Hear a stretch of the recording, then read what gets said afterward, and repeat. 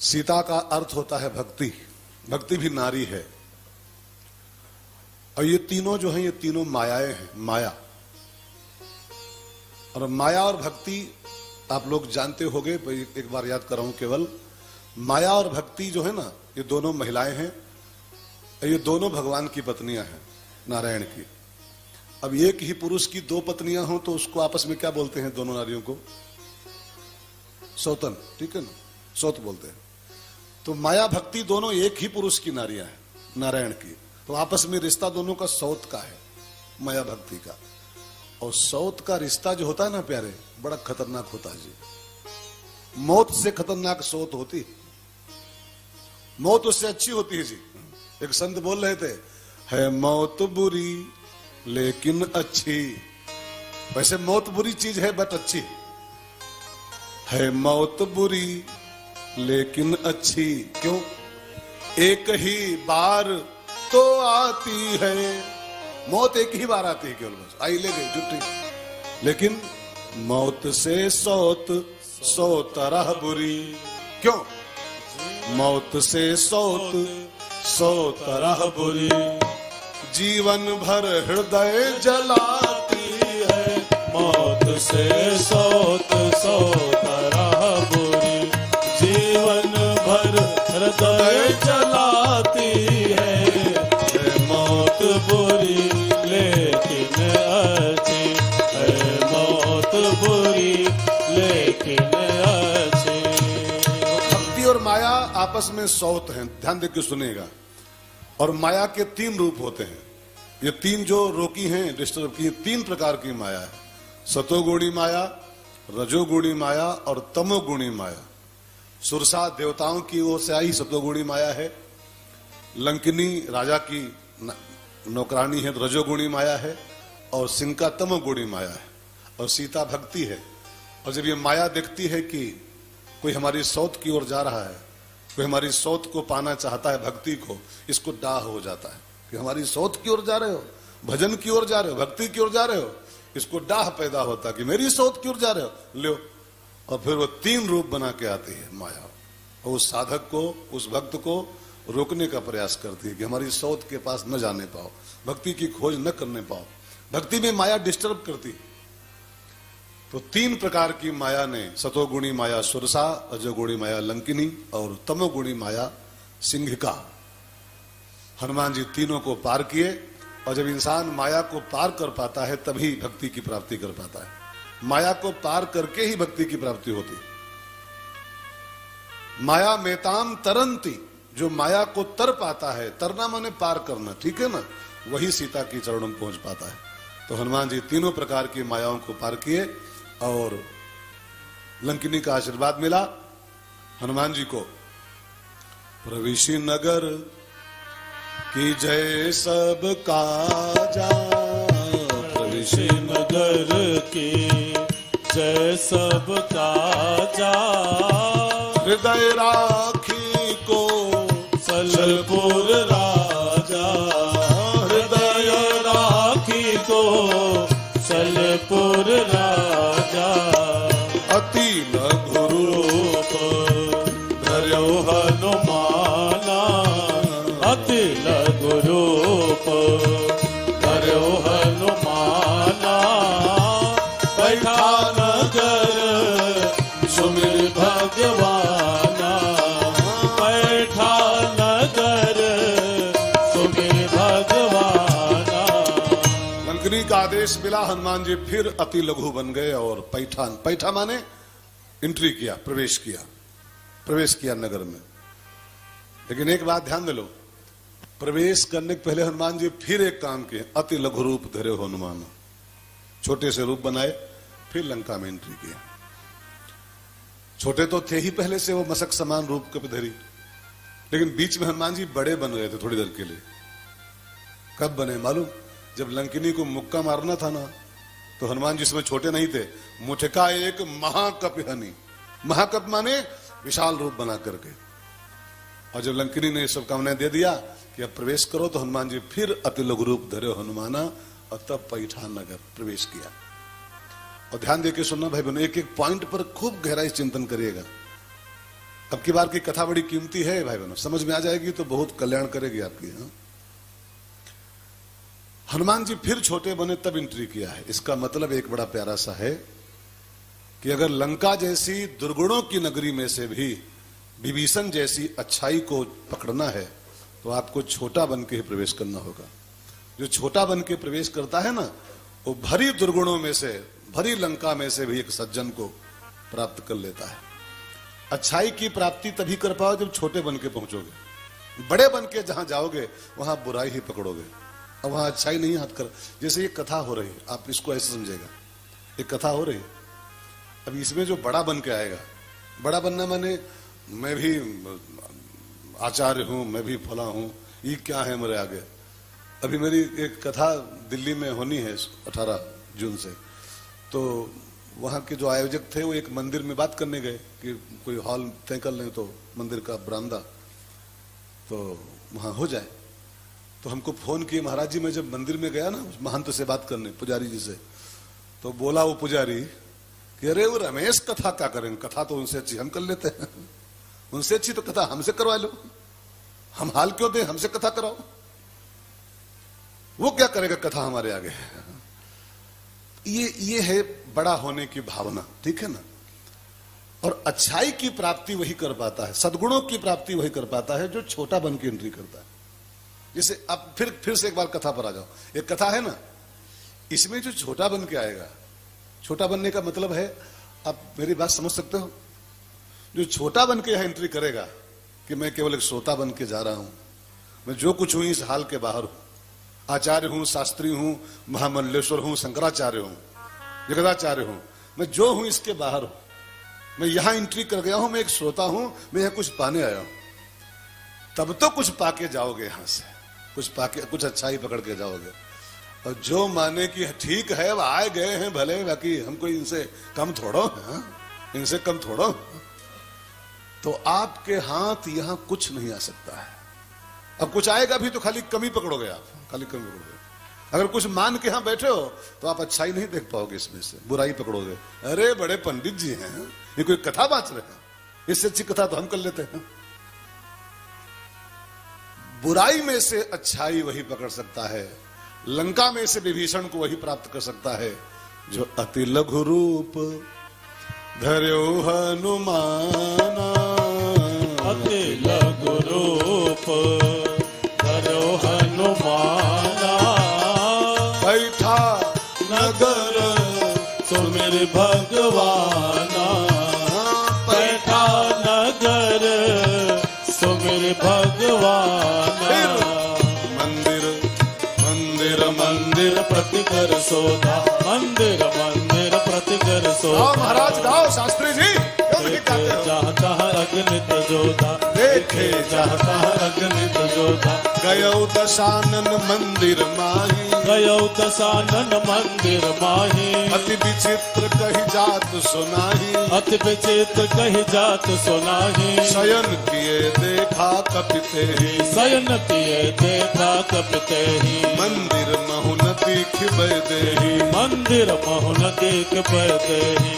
हनुमान जी लंका में प्रवेश किए और मंदिर मंदिर प्रतिकर शोधा। प्रतिकर शोधा माने क्या होता है जी? प्रतिकर शोधा माने होता है खोज करना, परिशोध, प्रतिकर शोधा। घर घर में, मंदिर मंदिर में जाके हनुमान जी जानकी जी की खोज शुरू की। जो खोज करे उसको क्या बोलते हैं जी? जो रिसर्च करता है, जो खोज करता है, उसको क्या बोलते हैं समाज की भाषा में? वैज्ञानिक, साइंटिस्ट, साइंटिस्ट। इसलिए हनुमान जी को साइंटिस्ट लिखा है रामायण में। हनुमान जी खाली देवता नहीं है, खाली भगवान नहीं है। वंदे विशुद्ध विज्ञानौ कवीश्वर कपीश्वरौ। हनुमान जी खाली भगवान नहीं माने गए कि जय हनुमान ज्ञान गुण सागर। Hanuman ji is a scientist, Hanuman ji is a researcher. प्रतिकर शोधा, जो शांति की खोज में लगा हुआ हो, जो भक्ति की खोज में लगा हुआ हो, उसका नाम साइंटिस्ट होता है, खाली देवता नहीं। और हनुमान जी जे साइंटिस्ट। तो हनुमान जी का शोध शुरू हुआ, घर घर में जाएं, मंदिर मंदिर में जाएं, और जाके उनको लगे कि यहां सीता मिलेगी, लेकिन वहां जाके देखें तो योद्धा कुछ सोए रहे हैं, कुछ सब बड़े बड़े मुस्टंडे पड़े, सब योद्धा सो रहे हैं घर घर में। लंका में सब सोते मिले हनुमान जी को, सब सोते मिले। सोने की लंका में सब सोने वाले भरे थे, है ना। सोने की लंका में सब सो ही रहे थे। सोना पाके इंसान फिर जाग नहीं सकता है, फिर सोता ही रहता है। इसलिए हमारे संतों ने सोने को अच्छा नहीं माना बहुत। शास्त्र भागवत कभी सुने आप? सुने तो ही नहीं, सुने तो सुनने वाले हो। भागवत में लिखा है कलयुग का 5वां स्थान सोना भी है। कलयुग के जो 5 अड्डे माने गए हैं, 5 उसके फ्लैट, उसका एक फ्लैट स्वर्ण भी है, गोल्ड। सोना पाके इंसान फिर सो जाता है, सोना पाके इंसान फिर जाग नहीं सकता है। सोने की लंका में हनुमान जी को सब शयन किए, शयन किए, शयन किए, सब सोते मिले। आपने एक दोहा पढ़ा होगा जी बचपन में, याद होगा तो याद होगा, कनक कनक ते 100 गुनी। याद है किसी को जी? नहीं याद? कनक कनक ते 100 गुनी मादकता अधिकार, या खाए बौराए जग वा पाए बौराए। कनक कनक ते 100 गुनी मादकता अधिकार। मादकता माने नशा, नशा। कनक में कनक के 2 अर्थ होते हैं जी। एक कनक माने सोना, और एक कनक माने होता धतूरा। धतूरा समझते हैं जी? जो शंकर जी को चढ़ता है, वो कांटे वाला आइटम धतूरा, बड़ा उसमें विष होता है, बड़ा जहर होता है। तो कबीरदास जी कहते हैं कनक कनक ते 100 गुनी मादकता अधिकार। धतूरा और सोने की जो नशा उसका दोनों का है, वो एक से एक अधिक दोनों में है। उससे अधिक उसमें है, उससे अधिक उसमें है। या खाए बौराए जग। धतूरा खा लो अगर तो बौरा जाओगे। बौराना माने बेहोश हो जाना, पागल हो जाना, विक्षिप्त हो जाना, बुद्धि ठीक से काम नहीं करती है, ठीक है ना। या खाए बौराए जग और या पाए बौराए। इसको पा जाओ कनक को, बौरा जाओगे, और वो खा लो तो बौरा जाओगे। अब सोने की लंका में हनुमान जी को कोई जागता नहीं मिला, सब सोते मिले, सब सोते मिले। शयन किए, शयन किए, शयन किए। जहां लोग सो रहे हैं वहां भक्ति कहां मिलने वाली? मंदिर मोह न दिख बैदे ही।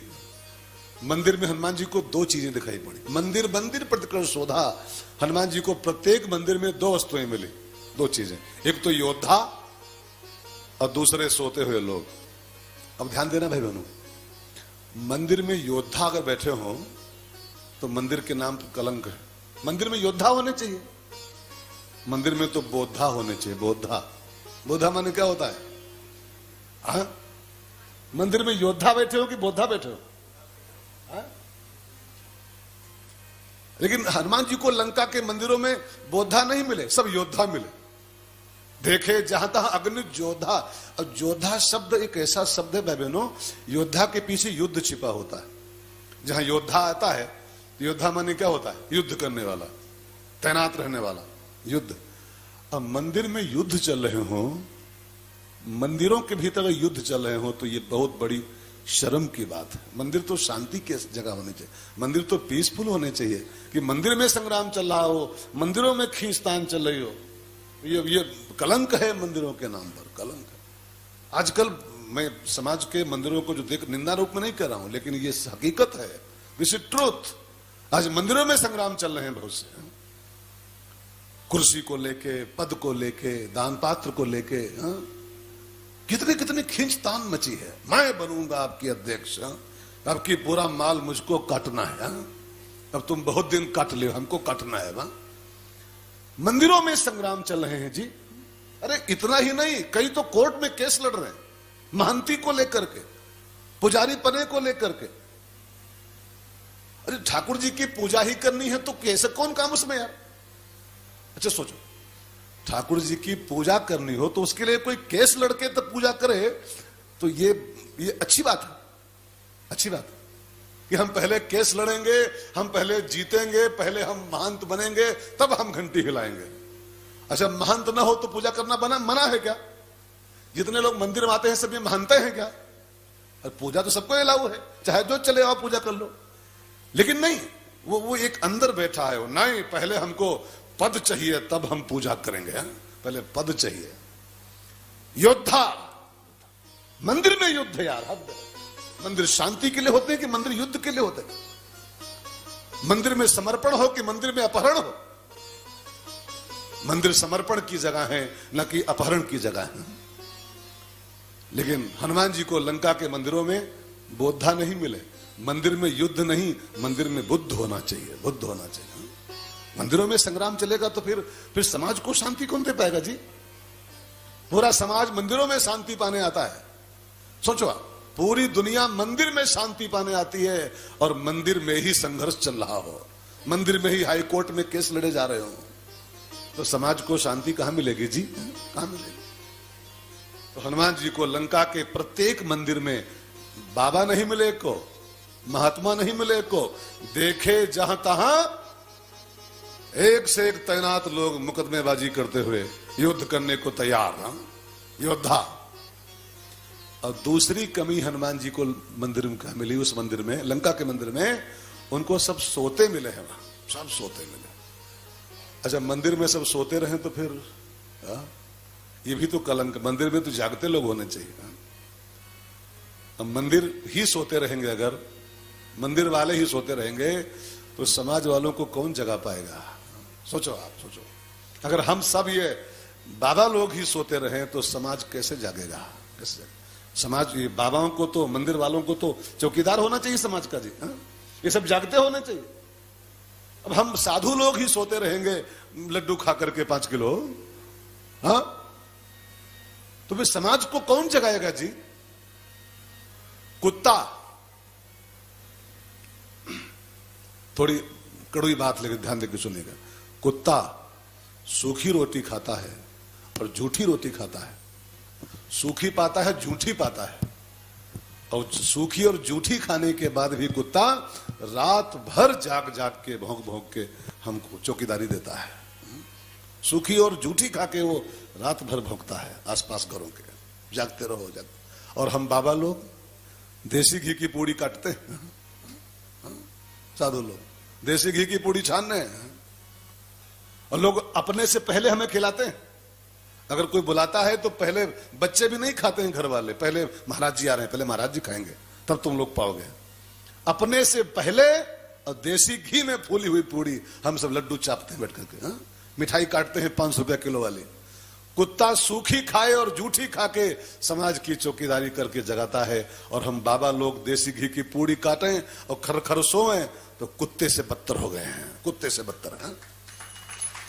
मंदिर में हम साधु लोग सोते रहे पड़े पड़े तो लानत है साधुओं को यार। साधु तो स्वयं जागे और समाज को जगाए। उठ जाग मुसाफिर भोर भई, अब रैन कहाँ जो सोवत है। उठ जाग मुसाफिर भोर भई, अब रैन कहाँ जो सोवत है। जो सोवत है सो होवत है, जो जागत है सो पावत है। जो सोवत है सो होवत है, जो जागत है सो पावत है। टूक नींद से आँखियाँ खोल जरा, टूक नींद से आँखियाँ खोल जरा, और अपने प्रभु का ध्यान लगा, और अपने प्रभु का ध्यान लगा। ये प्रीत करन की रीत नहीं, ये प्रीत करन की रीत नहीं। प्रभु जागत है तू सोवत है।